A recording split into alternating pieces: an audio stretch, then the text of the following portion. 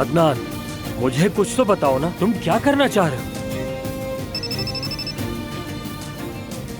ऐसा ख्याल रख रहे हो ना? मैं अभी हवेली से बाहर आया हूँ। अमानत मेरे पास है। ठीक है, और मजीद वक्त ज़ाया मत करो। ठीक है अदनान, मैं बस अभी फौरन निकलता हूँ मैं यहाँ से।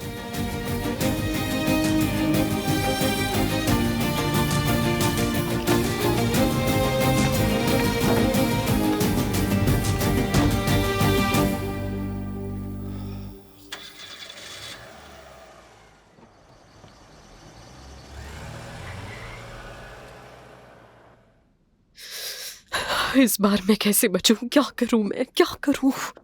हैं? यहाँ क्या कर रही हो फरीहा? एक मिनट, तुम एक काम करो, तुम खुद इनके मुंह से सुन लो, ये कुछ बताना चाहती हैं तुम्हें, बता दीजिए। मुझे पता चला है कि तुम प्रेग्नेंट नहीं हो। तुम्हें तो ये सुनकर खुशी हुई होगी ना? बहुत अच्छी बात है।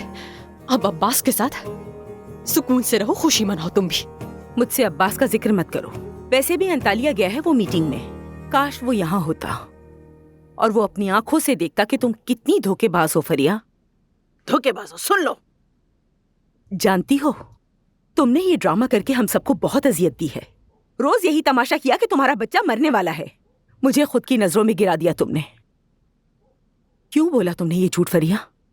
लेकिन मैं भी यही समझ रही थी कि मैं प्रेग्नेंट हूँ। झूठ?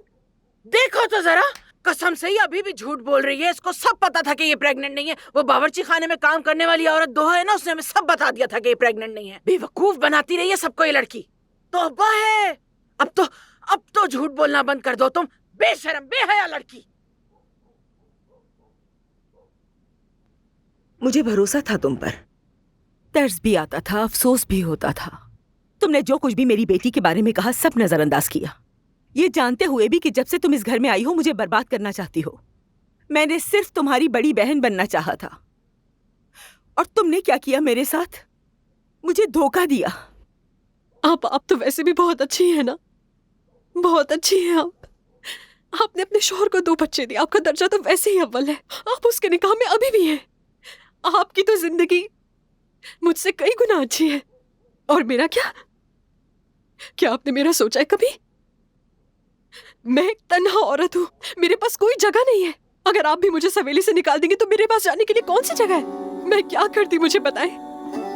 क्या आपको एहसास है कि मायूसी कैसी होती है?